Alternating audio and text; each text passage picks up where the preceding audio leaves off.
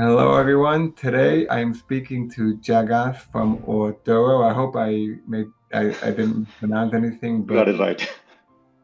okay, thank you. So first of all, I'm very excited to meet you. We had a great conversation, and I'm very happy that you're going to sponsor the ASGTG event. Like I told you last time, we have a lot of the same sponsors, and we like fresh, fresh, fresh, and you're definitely a fresh face. So I think there's a lot of excitement around that. So tell us a little bit about how you came to create this multi-channel platform and what it does for larger Amazon sellers. Cool. So I'll just give you a quick intro of like what we do. So Ordoro is an order and inventory management software platform, and a lot of our customers are Amazon 3P sellers, and a lot of them are also selling through Shopify. So it can either be your Amazon 3P seller or it could be like a multi-channel merchant. So we 100% focus on e-com direct to consumer model. So the backstory behind this is before, and I started this company. We have been in business for about 15 years. We are based in Austin, Texas. It's a small team, but all of us are pretty much the entire team is based here in Austin, Texas. So before starting this, I worked for a large supply chain management software company, and I was working very closely with like really large companies, right? Like Grupo Modelo, the Corona beer company, and Kia Motors and General Motors and all of that. And I got to spend a lot of time looking at how they manage their supply chain, how they manage their like inventory and their forecasting and shipping and everything. And after doing that for a few years, when I wanted to launch my own company, I thought that I became very curious about the SMB space, and I realized that I did some research and realized that okay, SMBs obviously don't have very sophisticated software to keep track of like their orders and the inventory and reordering and all of that. So did a lot of research, spoke to a lot of merchants in the space, and then kind of figured out with my couple of other people that there is a massive opportunity here. So we launched there, and then we grew a lot. Initially, I think Shopify was the first channel that we built for. We got a lot of customers through that, and pretty soon we built Amazon. I think our Amazon integration has been around for, I would say, 10 years or so. We got a lot of like third-party merchants, and then when FBA started growing, we built a connection into FBA. Now, a lot of people are talking about AWD because I think Amazon's pushing a lot of people, FBA sellers into AWD. So we are in fact like actively working on building that. And then multi-channel became very popular. So a lot of Shopify merchants started selling on Amazon and Walmart marketplaces. So we kind of built a system where like we can pull in orders from all these places and help you figure out what's the best way to ship it out. We have carrier integrations through like FedEx, UPS, USPS, and all of that. So you can print out the shipping label, we'll post a tracking number back, and we also keep track of all your stock levels, right? So whether you're shipping out of one warehouse or you have like some SKUs in one warehouse and other SKUs in FBA, we can kind of like coordinate all of that, push stock levels. So it is an order management, inventory management system, ideal for like an Amazon 3P seller or like a multi-channel merchant. What would you say? Because a lot of people who are going to be at the event and a lot of people who are watching this, the 95% Amazon US. What would you suggest? Would you suggest first going on all the other Amazon platforms, or would you say Shopify or Walmart? Because my advice, and correct me if I'm wrong, is when you want to build out to multi-channel, one platform at a time, right? Nail one platform, set it up, and then. So what would you suggest? Should you start selling in Amazon UK? Should you start selling in Amazon Japan, or should you start a Shopify Walmart? So I think there are like two ways to look at this, right? One, when you go international, it comes to its own challenges. There's a lot of like tariff stuff happening right now, and that I think there's a lot of chaos around it. So going international it introduces a lot of logistical problems. So you need to be very aware of that. So if that's what you I mean, you clearly know that there's an international market for your product and there's a massive opportunity, yes, you should go international. But for most businesses, the simpler approach may be just to stay within US and kind of go multi-channel, right? So I see this from two different directions, and a lot of the people that I talk to, a lot of the merchants are multi-channel, and they will usually pick like one platform. Like Shopify is obviously very popular, so they may have a Shopify store, they launch there, and then they'll go start selling through Amazon. I've also seen the reverse of it, that someone became very popular on Amazon, but then now they realize that okay, I want more control of their brand, so they launched a Shopify store. To me, it's a no-brainer to go multi-channel if you're not multi-channel in the US, I think you need to. I agree with you in the sense that you need to first build a business, you need to build a presence, right? So you have to focus on one platform, otherwise you'll just like be unfocused and going all over. But pretty soon, as your business starts growing, you need to go multi-channel because you can think of multi-channel as almost like you're getting your product on the shelf at like different supermarkets, right? If you think of Amazon as a supermarket, you need the product on the shelf because there's a lot of traffic there, a lot of people are searching for it, so you don't want to miss out on it. But at the same time, having control of your brand using the Shopify store has its own benefits. So yeah, my recommendation would be if you do not want to, if you're not fully comfortable with the logistical challenges of going international, then expanding within the US, going across multiple channels like Amazon, Walmart. So pick one platform for your store. Shopify is a great choice, but I've also seen Magento, WooCommerce, BigCommerce as a platform. But then also list on Amazon and Walmart and all of these other marketplaces that are around. What do you think is behind Amazon and UPS splitting up? Yeah, there's a yeah, I think there is a lot of talk going on about the whole. I think it was 2 weeks ago that UPS CEO in the earnings call announced that they're going to start reducing the share of volume with Amazon. So a big question on LinkedIn, and if you find me on LinkedIn, I'm kind of part of some of those conversations. Who's going to pick up that volume, right? My bet there is that Amazon shipping, that Amazon as a carrier is up and coming. They've been lurking for a while. So we have a close relationship with Amazon, and we actually you can print Amazon's shipping labels through our system. So I know that they originally tried to launch this right before COVID, and then they got the timing right. Not their fault. COVID happened, and e-commerce was in a completely different state.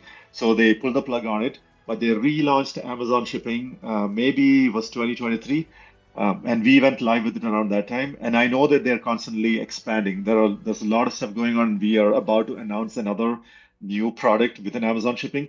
So if you think of Amazon shipping, they're directly competing with UPS and FedEx. So you're used to the Amazon driver coming to your doorstep with the packages you order from Amazon. But now imagine that no matter where you order the packages from, just like the UPS driver stopping at your doorstep, the Amazon driver is going to deliver that, right? So Amazon's going to carry the package end to end. So my reasoning is that, so I think what's happening there between UPS and Amazon is that UPS is not making a lot of money on the Amazon packages because of the nature of the contract, and Amazon's happy to like get all of that volume back because they can use that to fuel, like rapidly grow their own logistical network. So I'm expecting in 2025, Amazon shipping is going to become a serious contender to UPS and FedEx. All right, so one last question. I mean, I've been in e-commerce for many years, and I've seen a lot of people try to build marketplaces, and it's just very hard. Yeah, I mean, Overstock couldn't do it. Newegg pretty much yeah. couldn't do it. And do you see anyone competing, even being at Walmart's level, or do you think, do you see anyone on the horizon? Do you think Temu is the real deal? Do you think Shein, or no way? So I agree. I think getting to the Amazon strategy directly competing on that is very difficult. Temu and Shein are obviously competing, but they have their own, the whole direct shipping from China model, which probably is going to get disrupted. I think it is disrupted because of the de minimis ban. So I think they're going to pivot to they will still rely heavily on the fast fashion model, but logistically, instead of direct shipping from China, they'll have to build warehouses in the US. And that's exactly what I'm seeing, right? They already have warehouses. They're going to start fulfilling out of inventory because the $800 limit benefit is gone after the because since last week. So they are competing with Amazon from a different angle. But another angle I'm seeing is specialty marketplaces. So I've discovered a lot of them, and we are actually partnering with some of them. They focus on like a very specific category, right? For example, it could be like fresh farm goods. That's the only thing that they sell. Or it could be whiskey is another marketplace that I've seen. So I think there's an opportunity there. The classic example for this is Reverb, which is a marketplace for musical instruments. And I think they got acquired by Etsy maybe 4 or 5 years ago. They did really well. So I think that's a strategy. You pick one niche that you're familiar with, build a good marketplace there, get a lot of vendors and heavy marketing.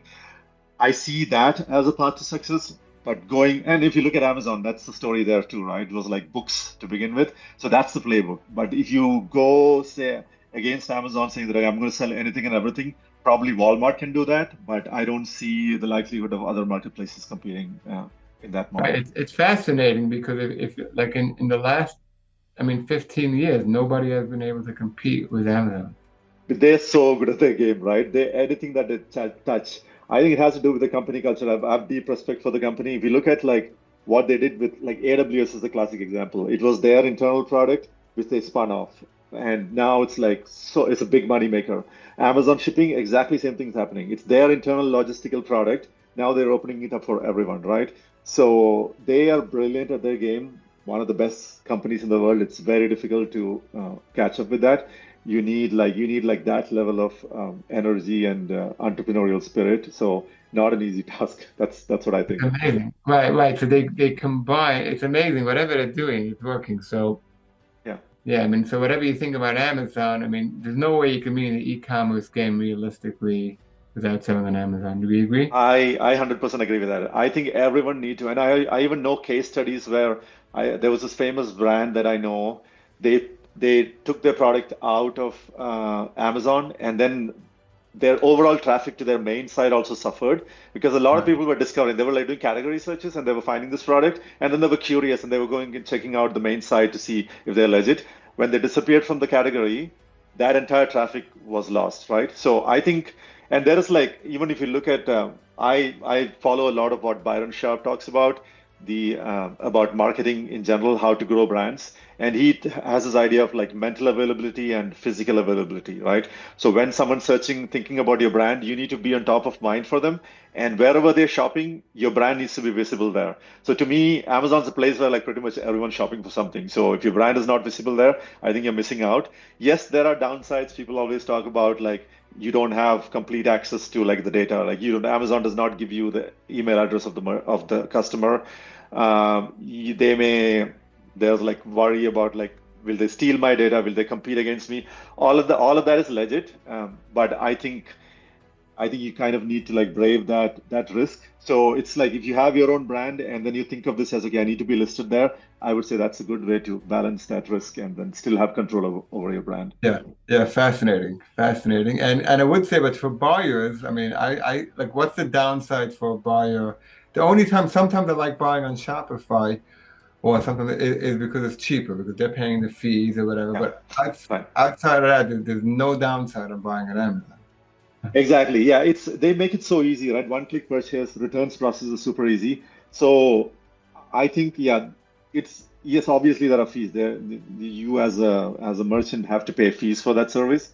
But it's kind of like you can think about it as okay, in return for that, are you getting like incremental sales volume, right? So it's kind of part of your like maybe it's part of your marketing. You can think of it as like a marketing expense almost, the additional fees that you're paying. So yeah, to me, the convenience and the ease with the entire and I do buy a lot from Amazon, the ease with which I can purchase things. It's like I don't see that. I think Shopify does have this shop product which is trying to compete with that. The app, I don't think it's not fully there yet. I can see a pathway for them getting there, but yeah, I have not Yeah, seen anyone now really I compete would with say, them. and I'll end with this, that the technological gap has closed. Like it used to Yeah, be, I would have to go to a website, I have to fill out my first name, last name. Now, first of all, Google Chrome puts yeah, it all in there, even if I have to. And you're right, the shop app is very close. But I don't yeah, know, the way Amazon saves your address, and I don't know, it's yeah. something that we do it. Exactly, and I think the Apple Pay, right? When I'm buying something, I don't need to fill it anymore. I can just say pay with Apple Pay. So that's another.